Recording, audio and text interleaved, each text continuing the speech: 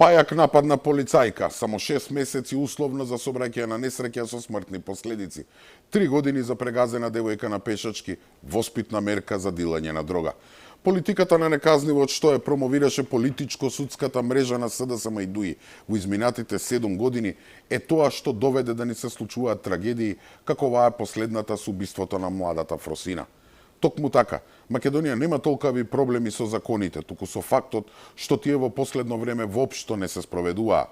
Или се спроведуваа како им одговараа на поединци, како во случајот со момчето возач, кој во слободно време бил дилер на дрога.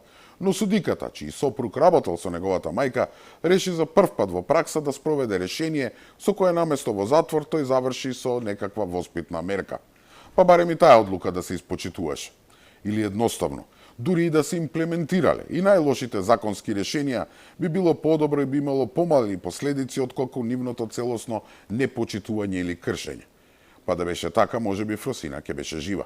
И не е само Фросина. Памтите дека 2 години затвор доби убиецот на 32 годишниот Гоце и неговото неродено дете. 3 години доби возачот која прегази 24 годишната Викторија кај Сити Мол. А исто толку доби и кумановката Гордана Филиповиќ која го прегази 76 годишниот Слободан Ангеловски на мостот Гоце Делчев. Гостиварското обвинителство се спогоди за неверојатни 6 месеци за фамозниот Зоран Милевски Кичеец, кој беше обвиновен за сообраќајката кај стража со смртни последици.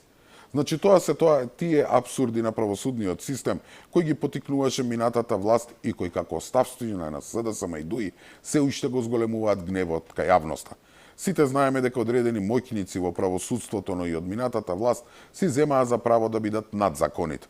А најтрагично е пак сега во моментов што СДСМ, партијата која додека беше на власт драстично и крајно популистички ги намали казните за прекршоци во сообраќајот во 2021 година, сега ни кажува дека се пишманила и ќе бара нивно зголемување. Зашто? За повторно да не ги почитуваат.